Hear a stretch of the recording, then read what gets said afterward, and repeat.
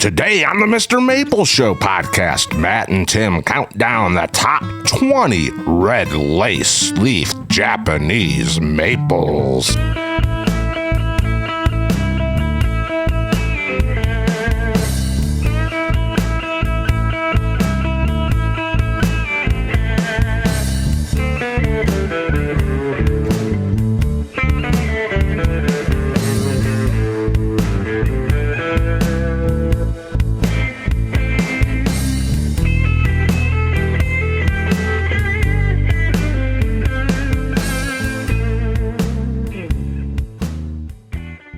Howdy, y'all, and welcome to the MrMaple Show podcast. We love giving you this weekly show where we talk about Japanese maples. It's kind of the Japanese maple talk show, and we do it every single week here on all your major podcast platforms as well as YouTube. Yeah, we're MrMaple.com. We're that family mail order business. We ship directly to your door. We do over 1,000 varieties of Japanese maples. I know that's a lot. We're addicted to maples. And we're hoping that we can pass on some of our passion about Japanese maples with you. Today, we've got a fun one for you. We're bringing you the top 20 red weeping laceleaf Japanese maples. Now, early on, we're pretty far in on these podcasts. Back about number 27, we did our top 25 favorite laceleafs. Now, that was based off the foliage. So that category was based completely off them being a laceleaf. This category is based off them being a red lace leaf. So it's going to be a little bit different list here. Some things may move around some things may have benefited from shape or color, or just being mixed in with some green. So you'll see that list mixed up a little bit from before. You'll also see just some of the best premium red weeping lace leaves on this list. Now, we'll also say that when you have a list of your favorite Japanese maples, it changes constantly. Depending on the season we're shooting it, depending on what gardens I've went and visited recently, right. My list is always going to change. For instance, Talon Buchholz, he has 3 different favorites in his Ghost series, and there's only 9. Right. So he said 3 different times, in different times, that, you know, this first Ghost is my favorite, purple Ghost is my favorite, amber Ghost is my favorite. And so it's always changing whenever you have a favorite like this.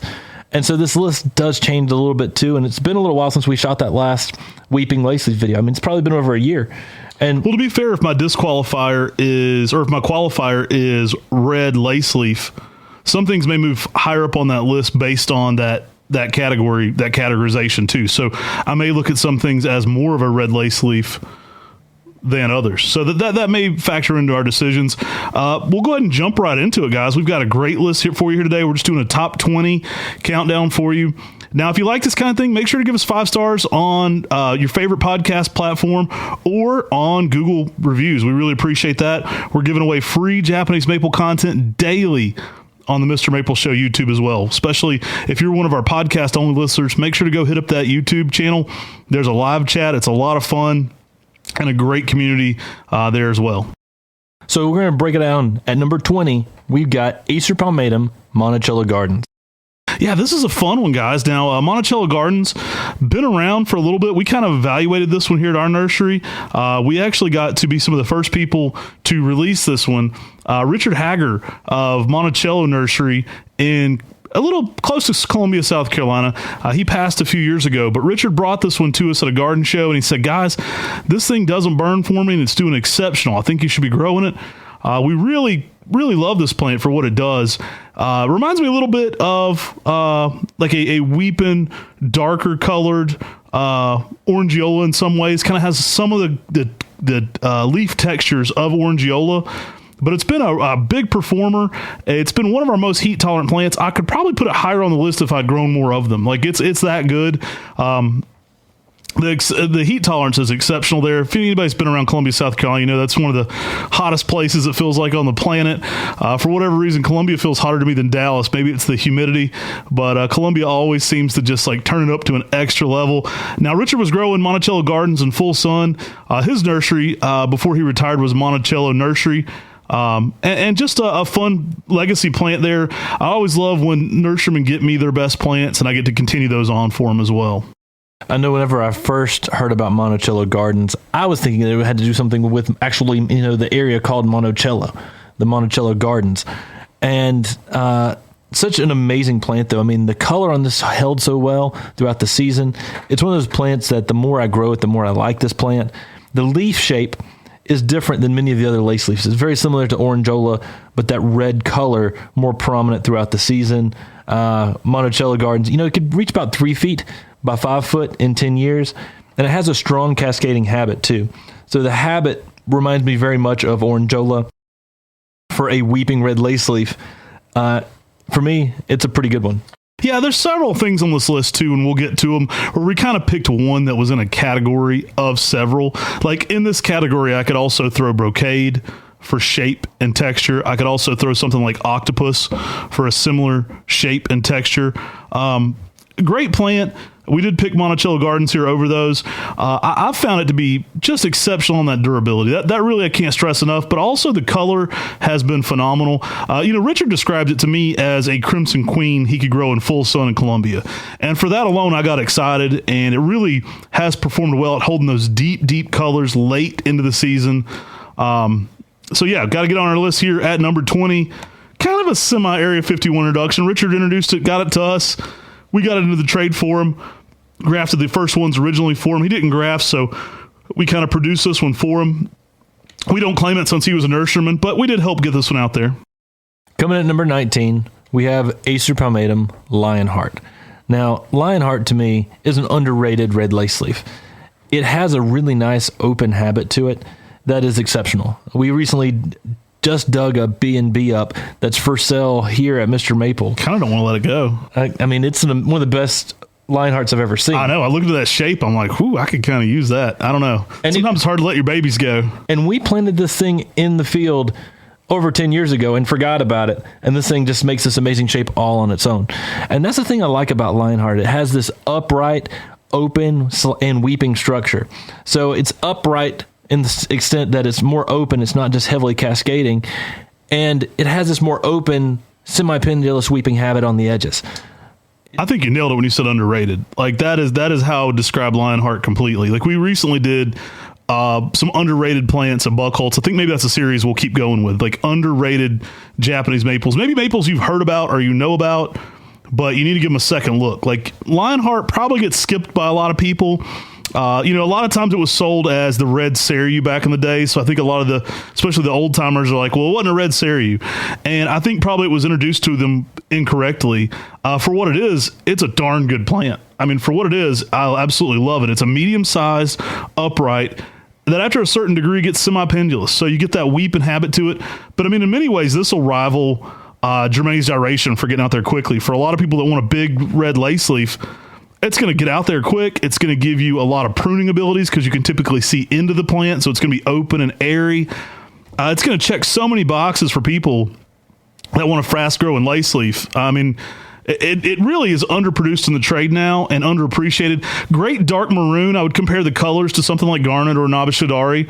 It holds the colors very well into the summer.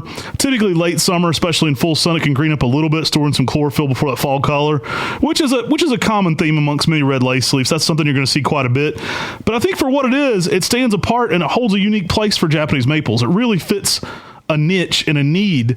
And for that reason, it's definitely underrated. That's why it's coming in here at number 19 for us. And honest to goodness, that's probably underrated if I really thought about it. I could probably bump that one up a little higher. Now, Lionheart has a really good fall color, too. It actually goes to a bold orange in the fall. And it's one of the most orange lace leaves in the fall of any of these trees on this list. Now, Lionheart, it gets out there. We're talking 8 foot in height in 10 years. That's a lot more than many of your other weeping lace leaves. And it's because it has a little bit more of that upright structure to it. But when you have these semi-pendulous, mostly cascading lace leaves, but are still upright, you get that open structure. And if you're looking to prune a Japanese maple and you're wanting to have that more open structure and you're dealing with a red lace leaf, start with the Lionheart. I mean, that's where it's at. If you start with something like that that's got that more upright structure to it, it's easier to go into the floating cloud style method when it's already making those different tiers naturally. All right, y'all, coming in here at number 18, we've got one of the smallest ones on this list for a red weeper. We've got Acer palmatum Scarlet Princess. Now, we first got this tree under the name Scarlet Princess. I have saw it sold as Ash's Scarlet Princess. This is a witch's broom on Crimson Queen that was found by Tom and Nancy Ash. Beautiful plant, y'all. This is an absolutely exceptional plant. I did first receive it from Tom Ash himself as Scarlet Princess, so I always keep the name the exact way I got it from the introducee. Beautiful plant, though. This one kind of arches upward. The thing that really puzzles me about this plant, and kind of one of the things I like the most about it, is it was a witch's broom on Crimson Queen, but I found it to be a much different color than Crimson Queen. So I found it to be a more rich pink red often than Crimson Queen, which I think is really unique, and it just stands out to me. Now, also, a lot of the branching on this one kind of arches upward. Being a broom, it's a very different habit to it. So far, it has been the most durable of the Laceleaf witch's brooms. There are a few of those out there, witch's brooms from a Laceleaf, notoriously baby lace. Kind of a wimp, not one we offer here too much at Mr. Maple, which is a broom off ornatum. Scarlet Princess seems to avoid a lot of those issues that you see with baby lace not being able to shut down. Seems to be a much better plant overall. Yeah, the thing I like about Scarlet Princess is that witch's broom mutation has caused a little bit of funky stuff going on with the growth. And because of that, you get very unique shaped Scarlet Princesses. Sometimes they'll start going upwards, and then they'll start getting very round and full like a witch's broom, and then you start getting some weeping habit off of that. And because of that, it's not your typical weeping Laceleaf. And that's the reason in this red weeping category, it's down, it's as high, it's not as low as like number 1 or number 2, the top 10. It's at number 18 because while it can be weeping, it can also sometimes be a little upright or round and globose. And it makes a beautiful tree, though. It's an excellent container plant. And we just saw a gorgeous one at Talon Buckholtz's house. It is an outstanding red witch's broom with that more picked up red. And the interesting thing about the Crimson Queen is Crimson Queen typically needs some protection from the hot afternoon sun. I've seen Scarlet Princess handling a little more sun than Crimson Queen itself. And the fall color is a little more scarlet than on the Crimson side as well. Yeah, even smaller. Crimson Queen's already a smaller one, so Scarlet Princess typically 2 to 3 feet tall, maybe 4 to 5 feet wide in 10 years, so a small, compact tree. Excellent for container gardening. You can put this in a big blue pot or a decorative pot. You've got all the color contrast you can possibly want there. It really blasts out with some like fuchsia purple sometimes. So you get this weird purple pink shade. It's really unique. You can play with the sunlight with this one to get your right color you want. But it's a really more picked up pink red than I think a lot of the other Laceleafs. And for that, I really like it. That's why it had to be on this list. Newer comer to this list. A lot of the Laceleafs we'll talk about, they've been around a minute. Some of these have been around for a while. Scarlet Princess, though, has a great place in the garden. I think it's really unique. One of the reasons I like it is because it's slow. And then when it gets it's slow and it takes a minute to get to like a 3-gallon size. And once it gets to that size, it just starts densening up and just makes a beautiful shape that is unique to itself. And that's the thing that makes Scarlet Princess pretty awesome. Coming in number 17, we've got Acer palmatum Watnong. Now, we debated this one a good bit. So is Watnong a green Laceleaf with red spring color, or is it a red Laceleaf with green summer color? Because this one's definitely going to get greener into that summer months, but it leaves out with some blast of pinkish red to even orange going on. It's definitely a colorful Laceleaf. I could be convinced this was a green Laceleaf with intense new growth. I could be convinced that this was a red pink Laceleaf with green older growth. So I don't know. You could take me either way on this one. I don't know why, but J.D. Vertrees describes this as a green Laceleaf. Now, to me, it has colors on it. And a lot of people, when they see trees with color on it, they're like, oh, I like that color. I like that red Laceleaf. And so for me, it goes into the red category because of that. But again, if you go to like J.D. Vertrees' first edition of Japanese maples, he groups them and groups it with the green Laceleafs. You'll see it'll say Watnong, and then it'll say like dash green, or it'll say Chantilly lace dash green, Ballsmith dash green. Yeah, and those are kind of the trifecta here. We're going to throw those together into this category. They do have some very distinctive differences, so those are very different as you grow them out. Watnong, we just talked about Scarlet Princess. I think that's a good comparison to it. It's not a witch's broom, but it does have more of that dense arching upward habit. And so you arch up and then down. So if you grow Baldsmith out, you'll see a distinct difference in the way Baldsmith's shape is more of an umbrella and Watnong is more of an arched up tree with a lot of open density to it. Like you can see into the tree, but there's parts of it that are very full as well. And that shape lends Watnong to having specimens that have huge arches and a wide frame. And when you see a large Watnong, it becomes a specimen that you just thoroughly enjoy. And that's the reason why I like Watnong, probably one of the best of that group. But Chantilly Lace is a close second. I mean, they're all amazing in this sort of category. But, I mean, Watnong is just a rock star to me. And maybe that's why I like it so much. I got wide shoulders and a large frame as well. So Watnong fits right in my house. I like that one. Chantilly Lace and Baldsmith, also excellent ones in that category, guys. They're going to be a little bit more weeping. Chantilly Lace introduction by Red Maple Nurseries. We talked about it a lot. You can kind of change these out a little bit depending on what you're looking for. Really cool colors. For sometimes Watnong looks more orange in the sunlight. Definitely has a more orangey fall color to it as well, which is really nice. They'll all kind of have a blushing with a secondary color, which is interesting as well. Not uncommon for Chantilly Lace to be very pink with a kind of yellowish undertone to it. And then Baldsmith tends to be the most pink of that whole category, like pink red. So it tends to be the most pink, but then fading by summer as well. And Watnong is just so heat tolerant. I mean, you see it. It's interesting, though, because it's an introduction from New Jersey from Watnong Nursery. And then you've got Chantilly Lace in this grouping, and that's a selection from Lima, Pennsylvania, from Red Maple Nurseries. And then you've got Baldsmith, and that's an introduction by Bartholomew Smith, who was a baldsmith, who was a blacksmith who was bald. You can't even say this crazy tongue twister. That was like our third take, y'all. He keeps trying to say Bartholomew Smith, who was a bald blacksmith. Oh, my gosh. We like to have some fun sometimes, y'all. We don't know the backstory on Baldsmith. Y'all can let us know. Watnong does come from New Jersey. Great plants. Absolutely exceptional colors to those. And we'll move right along. Let's get into number 16. One of my favorite people in maples, the late great Mike Francis Sr. He once did a presentation for me at the Maple Site. I had him come up when the Maple Site meeting was in Asheville, and I asked him to give a presentation, and he gave a very charismatic presentation. And his discussion was on what's in a name, and he talked about what's in a name for a Japanese maple, and he was so right.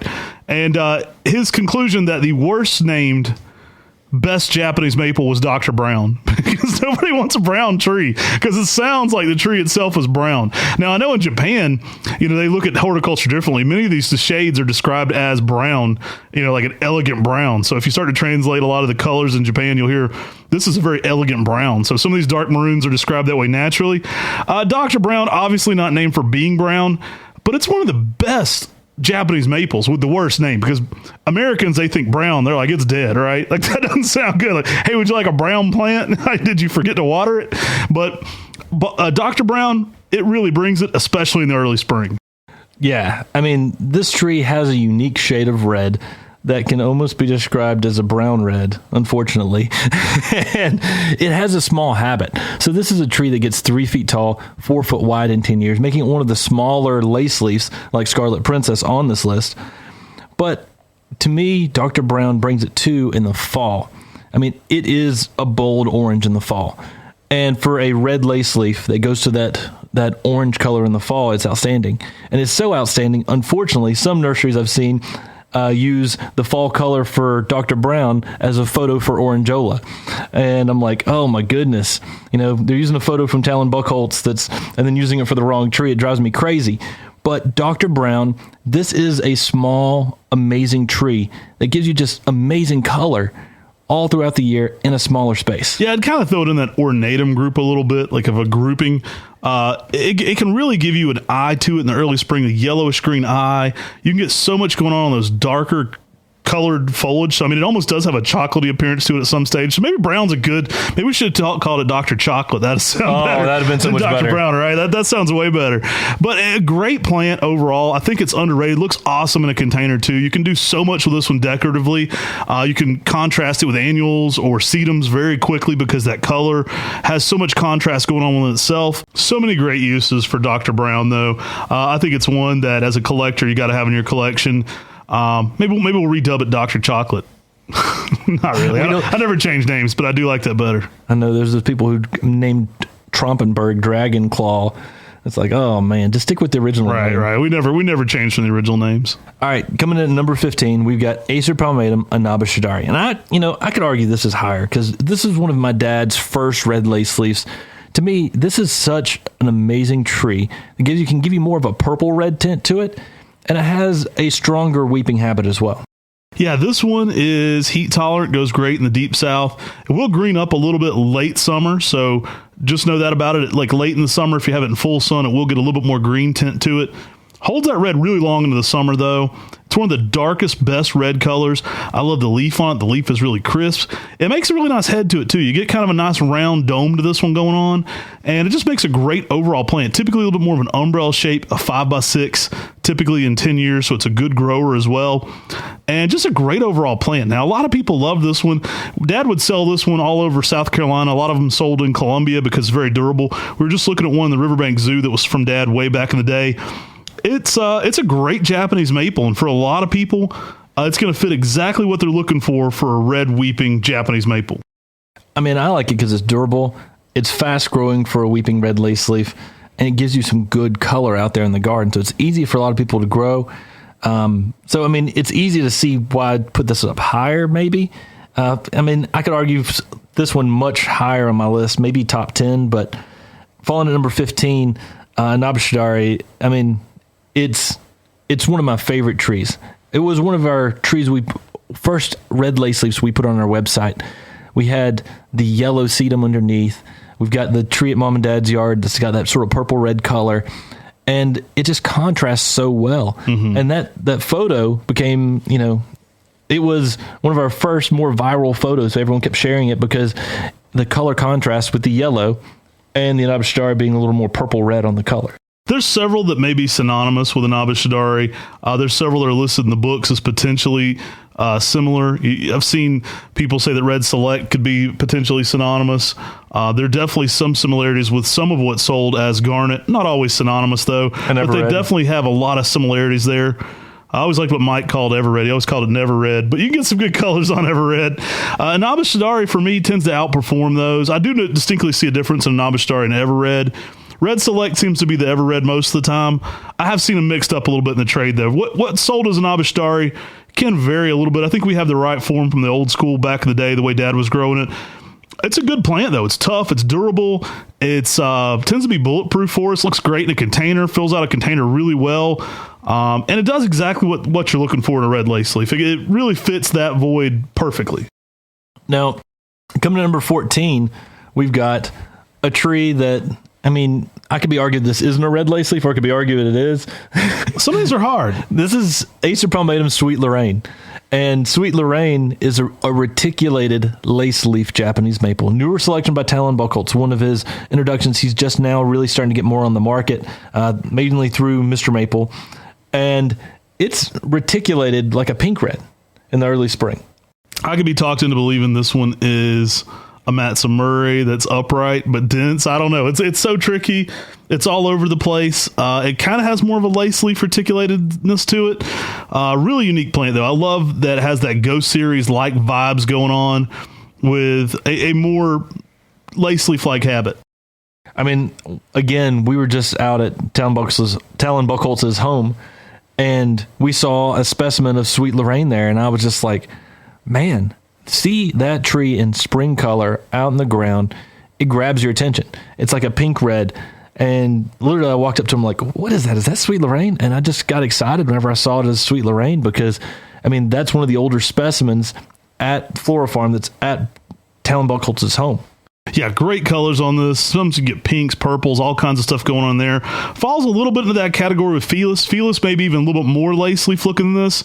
Something like Earthfire kind of in this category, but I'd put it more on the Matzo Murray side. So It goes even a little less lace leaf looking than the Sweet Lorraine. The Sweet Lorraine's kind of right in that middle spot where it's, not quite as lace leaf looking as Felis, but it kind of fits in this category. I think it's a unique plant. I think it's a fun one to have in this category either way, because of what it brings aesthetically is very different. For most people, are going to look at that and go, wow, what a crazy Ghost Series variegated lace leaf, and really unique plant overall. I mean, green filigree is the very first reticulated lace leaf, sometimes sold as Suse, that's in the nursery trade. And then we see Sweet Lorraine, and it just brings this same kind of reticulated variegation, but you get that color out of it. So you get that pink red color. I mean, there's not many variegated lace leaves. There's not many at all reticulated variegated like ghost-like lace leaves. And to me, Sweet Lorraine had to make the list because of that, because it breaks the mold. I've got a fairly big one in my garden. We brought it in from Talon early. It reminds me a lot of kind of the shape on Watnong right now. Like there's a lot of branches arching up. Now that one you referenced in the garden there at Talon's, a lot arching back down. So, as they get older, it seems like they do kind of have a lot more pendulous nature to them, making them more weeping form-esque. Really like it though. I think Sweet Lorraine is kind of underrated as well. I think it's super next level and something that kind of shocked me when I saw it. Like I remember like, wow, that is next level. That has to be in production. Let's do as many of these as we can for as long as we can kind of attitude toward that one. And I think people are only going to fall more in love with that one. You can bring that reticulation back up into the patio and a planter. You can have kind of a Ghost Series vibe going on in a small patio planter. And I really dig it. As you play around with this one with the different color sedums too, you can make some insane color contrast. So coming in at number 13, we've got Acer Palmatum Dissectum Heartbeat. This one's great, y'all. I love the colors on Heartbeat. It is kind of more of a pink red.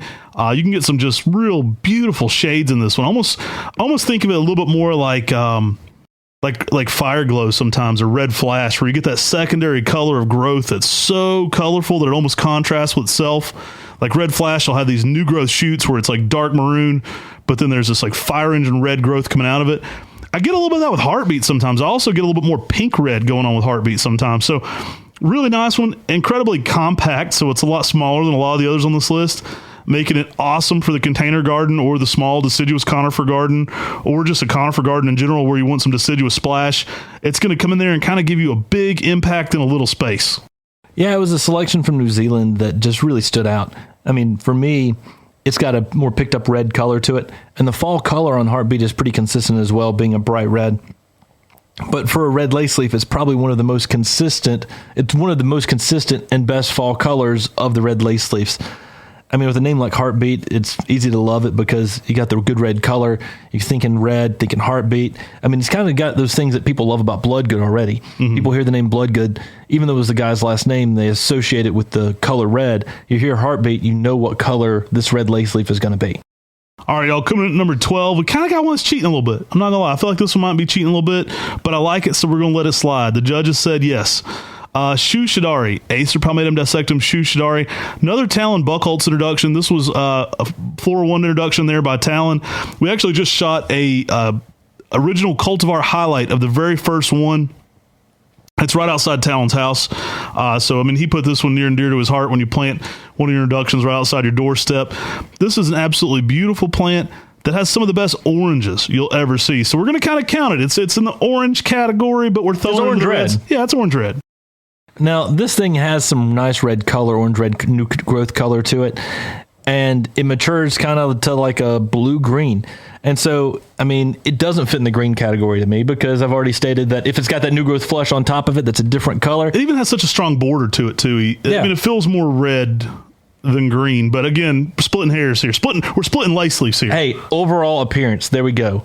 I mean, if you look and read the Witch Hazel book, they say the calyx is this color, the bloom is this color, and the overall appearance is this. I got the argument. The overall appearance is red from a distance. You see that thing? It's a red lace leaf. And Shoe Shadari's got that orange-red color coming across it constantly, and it gives it a good orange fall color. It brings something that's not quite like Dr. Brown and not quite like some of the ornatum types. And that's the reason I like it, is because, again, it fits in a category unto itself. Yeah, you could kind of see taking this one on down, ornatum being on the timeline here. You could kind of put this one between ornatum and something like Spring Delight, which is clearly a green with a purple border in the spring. But you could kind of put this one on that timeline in the middle of those, right? Like it's got some similarities of both those. Love this plant. I love the orange fall color. Typically wider than it is tall, which is nice. I mean, typically around 6 foot wide, about 4 foot tall, so more of a long umbrella shape to this one. I really love it. The arching habit to it's really nice. Gets a lot of interesting branching to it. And just really a nice showpiece in the garden. You can play with this one a good bit by staking it. Really, any of these lace leaves you can play with a good bit, but this one has such a pendulous nature to it that I think the shape's easy to manipulate. And Talon is so poetic with a lot of his names. Even though he chooses Japanese names for many of his Japanese maples, he actually, does research into what they actually mean. I mean, he talks to his wife and says, his wife is Japanese and says, hey, does this mean what I think it means? And Shu Shadari means orange weeping. So you've got this orange weeper. You got orange new growth and orange fall color. That's a great name for this tree. And, orange, to me, fits in that red category. Hey, you're kind of a ginger, you'd know. You got a tinge. You got a tinge of the ginge. All right, y'all. Coming in here at number 11, we got pink filigree. Now, this is a selection by Fratelli Gherardelli Nursery in Italy, who actually introduced Fireglow. And they claim that this is a hybrid between Ornatum and Stella Rosa. Yeah, I don't see the Stella Rosa influence on this, but I still love it. I don't know that I see enough Stella Rosa in it, but again, you never really know. I mean, but it's an interesting plant. I think the pink on this makes it so next level. You got to put it in that shade of red category for all that pink too. Absolute showstopper that contrasts so well with greens and reds on this list as well. So you're going to get more of that shade of like pink red on this one. But man, it brings it. I think it has to be on our list of, our top 20.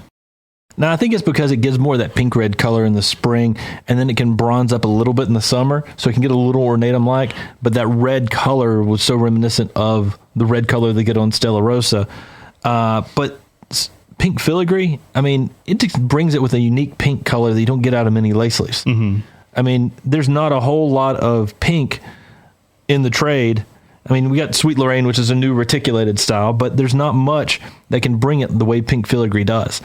And this is one that at our Buchholz farm, Talon has been producing quite a bit of, is the pink filigree, because he thought it was exceptional as well. And the more I grow pink filigree, the more I realize this plant can give you unreal colors in the spring on a red weeping Laceleaf. If you like that pinker side of things, pink filigree works as a pink red Laceleaf. Now, typically this one's going to be 4 to 5 foot tall, about 5 to 6 foot wide in 10 years. Again, your growing conditions can always vary. We talk about all these sizes. If you're in Texas, you're getting 2 months longer of a growing season than us. So factor that into wherever you're at. Guys, these are really durable plants. Now, you will find that pink filigree can get a little bit of green to it midsummer. That's something I always let people know, that pink will fade to a little bit more of the greenish hue to it. You're still going to get a lot of pink new growth on this one, probably one of the most pink new growths on this one. And then your fall color can range from like a bright, fiery red orange, which is really nice as well. I actually like it a lot midsummer when it kind of starts to get a little bit of that green eye to it, though. I think that pink can really show out against it. So we're 10 in. We've got 10 more to go on the top 20 Japanese maples. This list, again, was a list that Matt and I sat down and made and said, these are our top 20 Laceleaf Japanese maples. And again, this is our opinions. If you think something else, you're probably wrong. If you pull up one of our other previous videos where we have Laceleafs in different orders,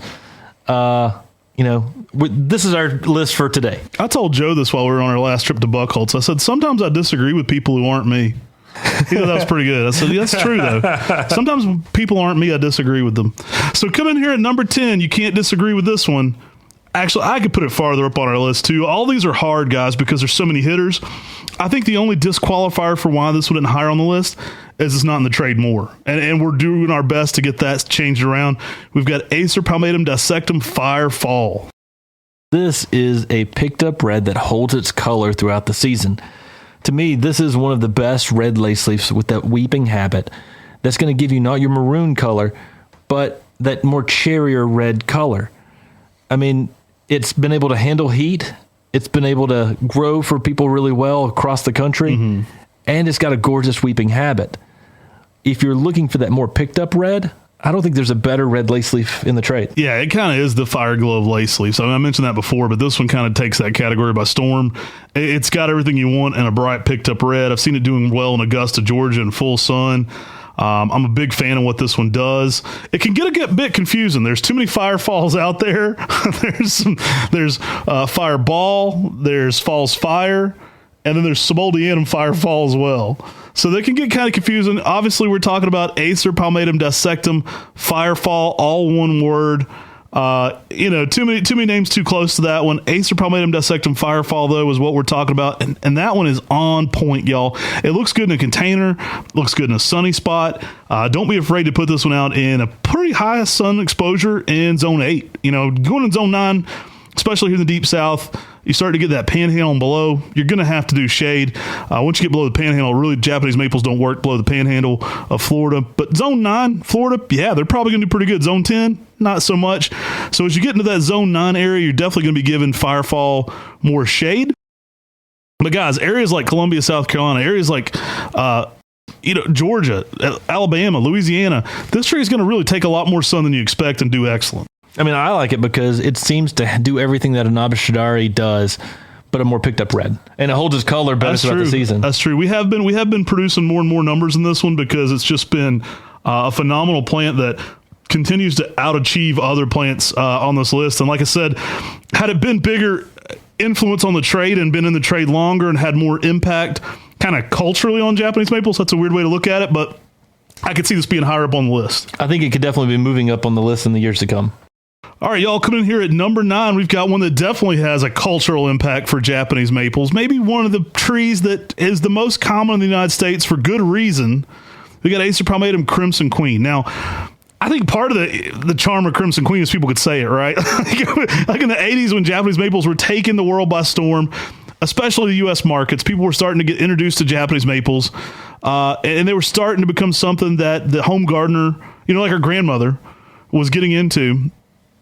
When they were getting into collecting cultivars, my grandmother was like, I want a Crimson Queen. That sounds elegant. It sounds beautiful. It sounds royal. And it sounds like a tree, it sounds like exactly what you want. Like it's got that deep maroon to it. Kind of fun. This one comes from the Vercade family. We're good friends with Dave Vercade.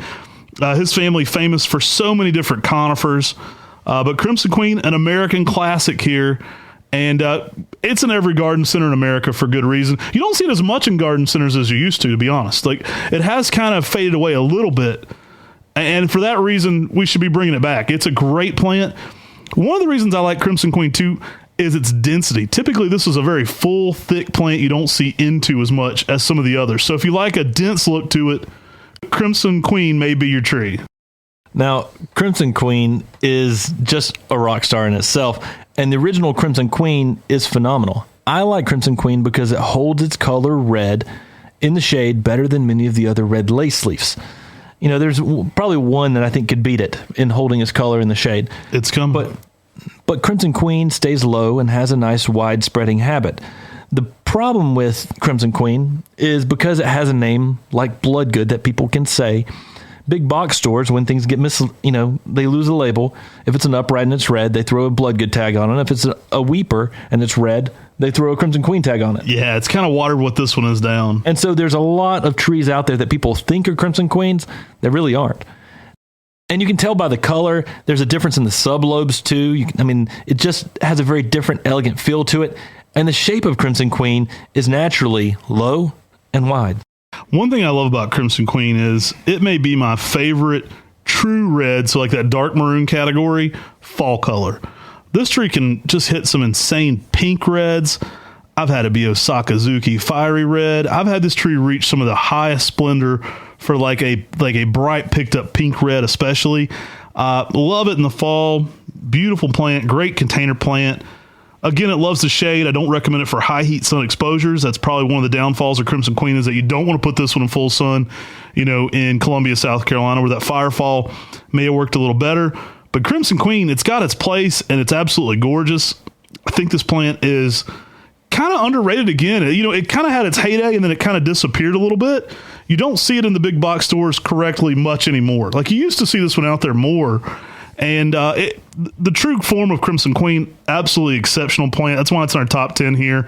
When we did the wholesale custom liners for a while, it was like, and everybody was like, what do you order? And it was like 10,000 Crimson Queen, 10,000 Bloodgoods. It got a bit monotonous then, but I think I've fallen back in love with Crimson Queen. Hey, it's a good tree.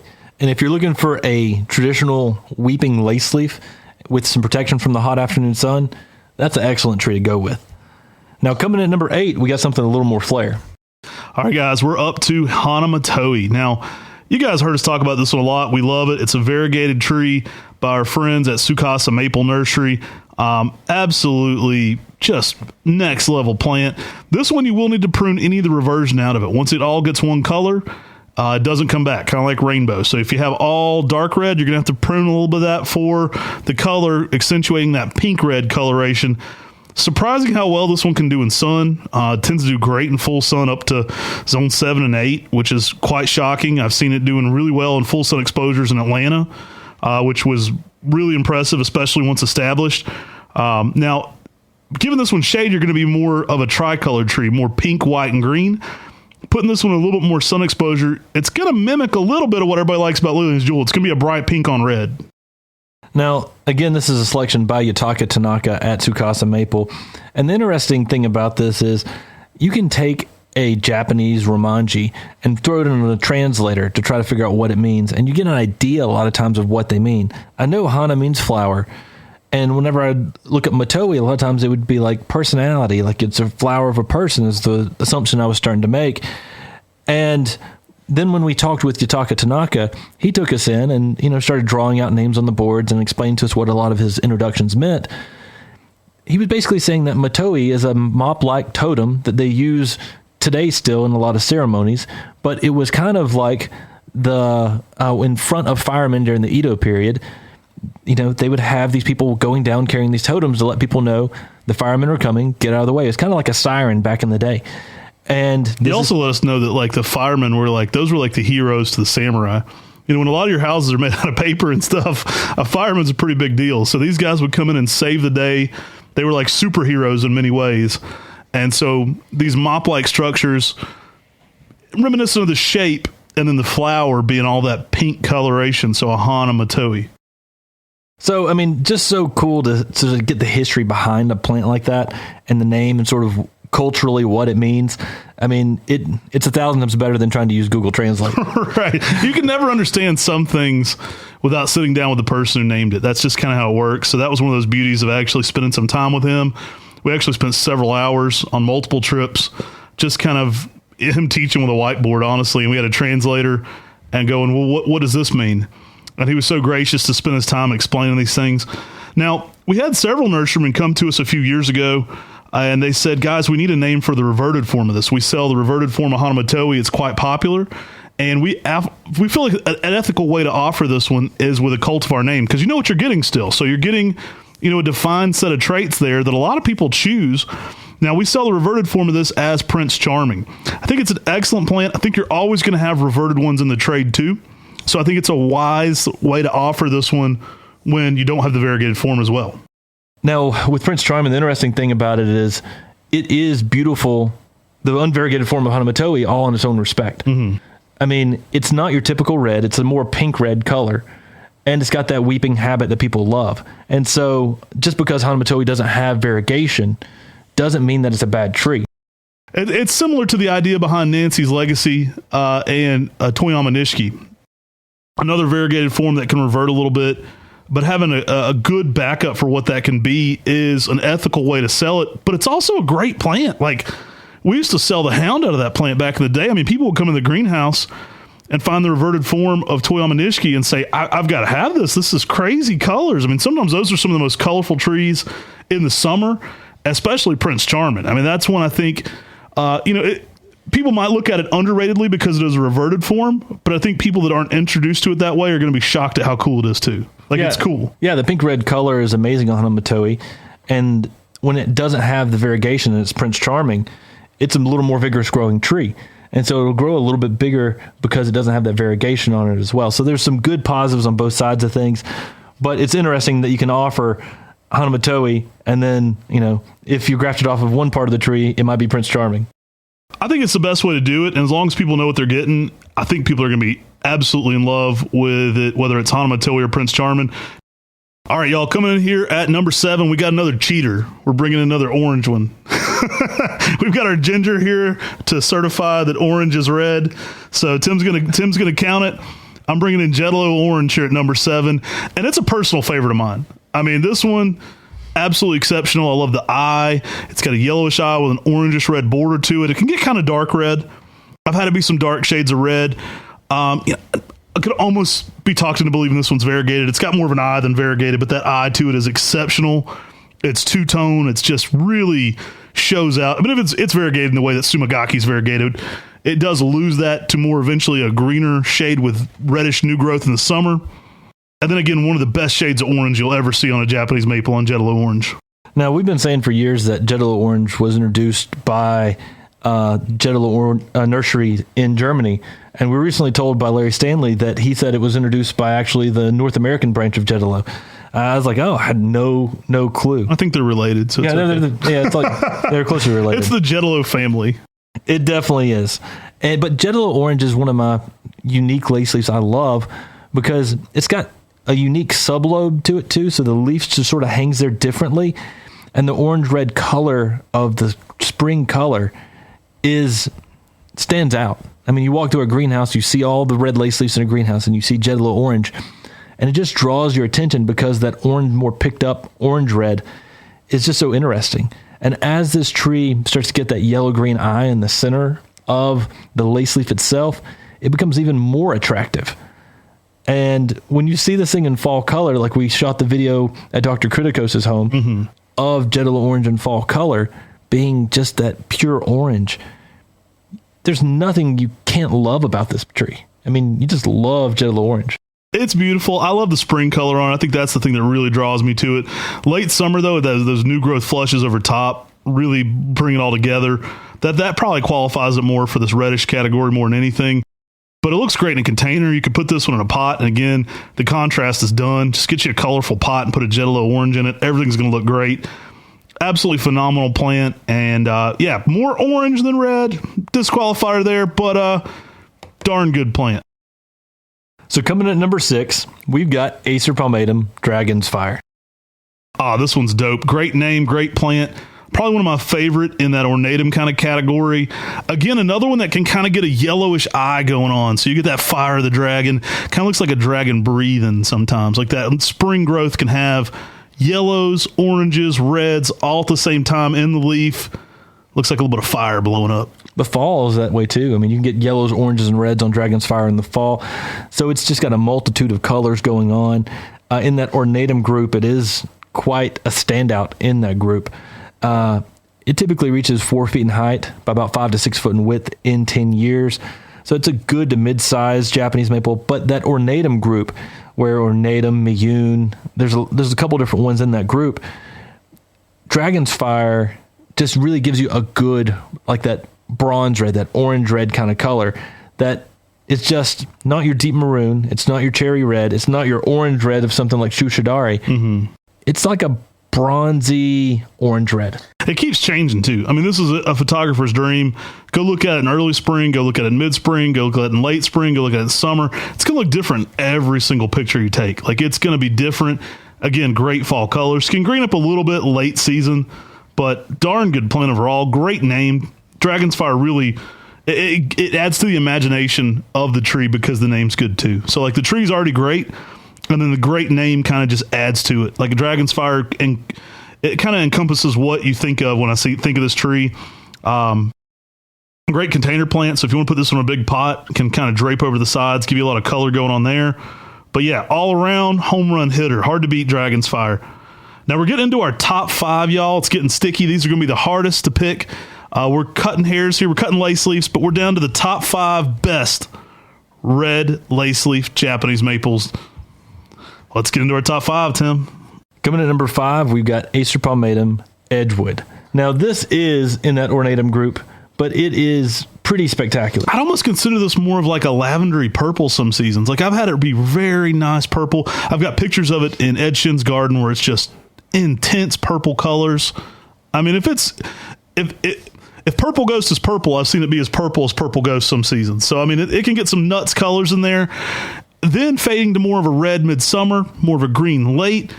Really cool. This one goes to a golden yellow in the fall, too. So you're going to get fall color that's reminiscent of something like Waterfall, where that golden yellows to orange is late. You know, I know the late Fred Hooks would sell this one sometimes as Edgewood Golden just because that fall color was so next level, or Edgewood Orange. I've seen them listed both ways. We keep it under the original name of Edgewood, but man, what a home run hitter. I feel like with Buckholtz Nursery now, this is when we got to kind of get into the trade more. Like I feel a duty to make this plant more popular. Yeah, this was a selection that was found by Red Maple Nurseries, Dick Wolf of Red Maple Nurseries. at a cemetery called Edgewood Cemetery. And he grafted it as a seedling and got into the trade that way.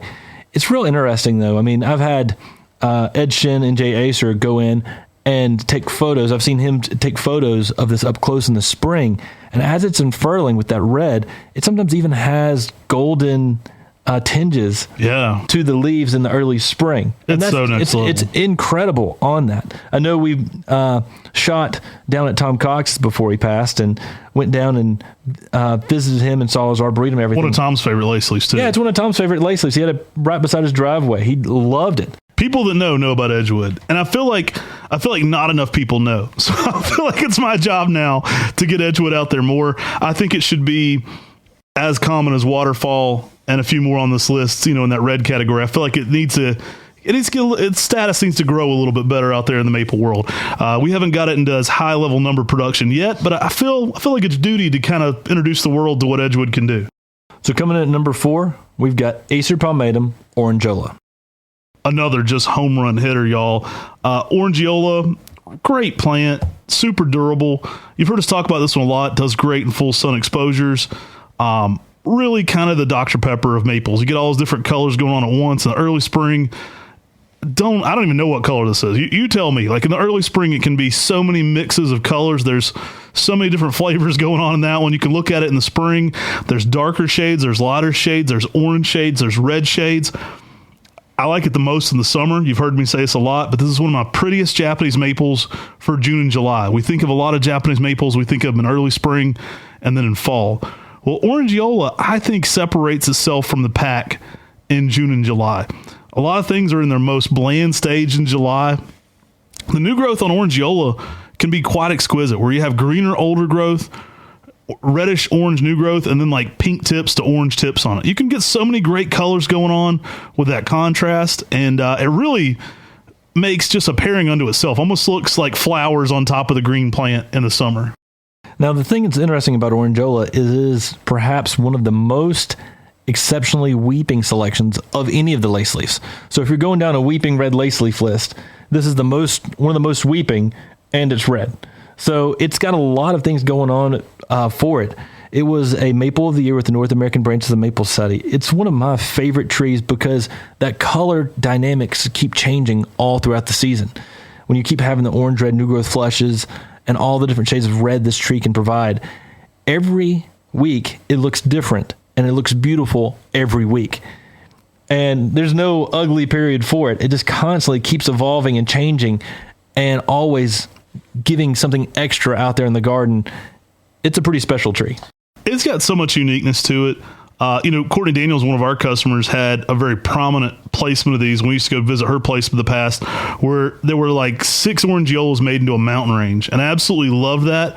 Orangeola, rather than looking more umbrella-like, can look a little bit more bell-shaped. So like almost like a tall bell. And I love that about it. It's so unique. So it made a perfect mountain range because you got all that foliage at the bottom. Planting them all close together. And all that color change within it. I thought it made such a fun mass planting. It's a unique plant. You can do a lot with it. You can change it around a good bit. You can stake this tree to be a tall tree. You can let it grow wider. Because of that shape, it's very malleable to your own design. So you can play with that shape a ton. A lot of people put this in a planter and let it weep down longer than the planter, like Ryusin. It's not going to be quite as straight down as Ryusin. It's a little more bell-shaped than that. But it's certainly in between Ryusin and then most of these other Laceleafs, which are going to be more umbrella domes. I loved going and visiting Courtney Daniels' place, because she said her garden was her portrait and her trees and her plants were the paint. And she got to paint and design the garden how she wanted. And I think that's just a fun way to look at gardening. Orangeola is just one that has such unique traits. It's fun to play with because of that. Mm-hmm. If you get a low graft, you could do a hanging basket like some of the Ryusin styles. If you take this tree and put it in a container and stake it up, you can have it look completely different, just have it heavily cascade down. It's a fun tree to use, but it's also colorful. And because of that, it's just one of my favorite weeping red Laceleafs. All right, y'all, we're all the way up to the top 3. It's going to be tricky from here on out, and it's only home run hitters from here. So at number 3, we've got red filigree lace. There's a whole check out go into the JD Veritrees archives at Oregon State. You can get all the drama behind that. We'll paraphrase it a little bit for you, but there was a whole drama filled archive there of things about red filigree lace. One of the reasons I think this one's so high up on the list, not only is it one of the thinnest and smallest lace leaves, that's why it's on this list, but it's one that looks great in shade. You can put red filigree lace in heavy, dark shade, and it holds its color. Like, it's a deep red in heavy shade. And just a beautiful overall plant, typically 3x3. So putting it at probably one of the smallest overall sizes in the 10 years of anything on this list. So it fits a lot of what people are looking for size. But for me, the reason it's this high up is that color and shade. That's just unparalleled for how good it does. Yeah, the drama was something along the lines of Very Trees and another nursery in Oregon pretty much were releasing red filigree lace into the trade, and J.D. Very Trees had to release contracts making people sign that they wouldn't be propagating it for X amount of years if they were buying it from him, and they had to like sell them at like a premium. And then as soon as he started releasing it, then ruby lace came into the trade, which looked very similar. And the other nursery was like, "Hey, JD, what's going on?" so a bunch of crazy. I mean, literally in the archives at Oregon State University, it was titled like the Red Filigree Lace Saga. Yeah, like, that's all the tea on the drama behind the red filigree right there. Great plant though, guys. I mean, if you're looking for a small container plant that's going to be on a patio and it's not going to get a lot of sunlight, but you're wanting a red lace leaf, it's hard to beat red filigree lace for what it does there in that shady spot. Now, I'll tell you, one of the things about red filigree lace that I like to do, give it an underplanting of some other color. The yellow works nicely. Something like Snow in the Mountain, like my mom has in her gardens at Maplewood Gardens, works well too. Where if you have like a white or a yellow underneath it, you can actually see the red filigree lace really well out in the landscape. Now, in a container, it's real easy to spot. But if you've got it on the landscape, do something besides just brown mulch or red mulch. Please don't do the red mulch. But do something besides just like that brown mulch out there, because you can actually see red filigree lace. The dark color is so dark. Give it something for those colors to play off of, because the leaves on this, the sublobes, it's thread-like. Mm-hmm. It's the fairy hair of lace leaves. And if you're going to go out there and photograph it, you have to have something to complement it to be able to see it. And often I would take my hand out there and put underneath it to show the leaf shape. It's a hard one to get the picture of. It's a hard one to capture. But as soon as we got that Snow on the Mountain, just that white and green underneath it, you contrasted so well, you could take photos easier of red filigree lace, and it showed better in the garden as well. Now, it is distinctly different than red feathers. I find that red feathers does green up in the shade, although it has a very similar leaf shape. The red filigree lace will hold the color better in that dark condition. And the verdict's still out if it's the same thing as ruby lace or not. You know, I can't get confirmation, but Talon's got some insight on it. He tends to think they are the same. Now, I'll tell you, Del Laux, when we would go visit him, he said, "I saw the original ruby lace and it was different." Right. So I mean, it gets dramatic, y'all. Coming in at number 2, y'all, we got Acer palmatum, Red Dragon. I mean, would any list be complete without Red Dragon? Another one by Red Maple Nurseries. This one was introduced by Dick Wolf, but made popular more in Australia. So a lot of people thought this was a New Zealand or Australian introduction that came back to the U.S., but it did come back. It was just originally found here by Dick Wolf. So he might not have made it as popular as he could have. I don't know that he pushed this one out there in the numbers. I don't know if he knew what a hit single he had here, right? He didn't play this hit single enough, but it was a hit. And I think another reason why people like this one is much like Crimson Queen. It was a name people could say, they could associate it with what it was. Red Dragon, classic for Japanese maples. And a little known fact about it, we talk about it a lot here on this channel, but when you turn the leaf sideways, especially when the back lobes are arched up, it kind of looks like a Chinese dragon's face, like you have a bearded dragon with horns. Kind of a cool little feature there to show kids.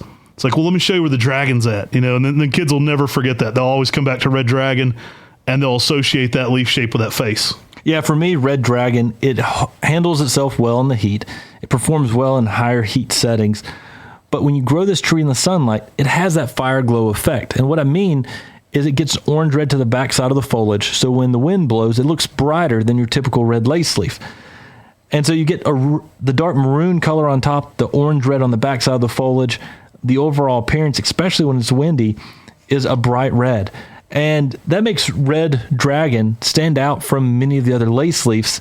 Not to mention, it's one of the smaller, slower growing red lace leaves, so it fits in a lot of people's gardens. Excellent durability, excellent leaf and outlay. Just overall, this plant's done really well for us. Looks good in a container. Great bright red fall color. Great heat tolerance. Great cold tolerance. All around, this one's going to work great zones 5 through 9. And just does the job. It's hard to say anything bad about Red Dragon. It kind of fits exactly what people are looking for as well for a red weeping lace leaf. Typically around 4 feet tall, about 5 feet wide, more of a dome-shaped umbrella. Tend to be able to see into Red Dragon a little bit as well. So just great plant overall. Yeah, it has that sort of upright and then weeping category where you have that upright arching a little bit and then cascading down, which gives it a little more open shape. And it's not as strong of a weeper as something like a Naba shadari. So you can see into the structure of the plant a little bit better on most red dragons. All right, we'll throw in an honorable mention here. We're down to number 1. We did have English lace in here as an honorable mention. Now, English lace, the best upright red to date. It's not the answer to the red Seiryu. If you're looking for it to be a red Seiryu, it probably will disappoint you because it's not as vigorous as Seiryu, and it's not as tightly upright as Seiryu, but it is the best upright red of all time right now. For me, English lace is a fun plant because you can stake it up at an early age and it really starts to go upwards. But over time, it does develop some weepingness to it. And to me, that is the best companion plant if you're trying to put a big specimen out in the landscape like Germain's Gyration on a green. English lace, the fastest growing red lace leaf with mostly overall upright habit. Yeah, stake it young and just get a good start to it, and then it really looks great. Like, I don't think you need to continue to stake this one.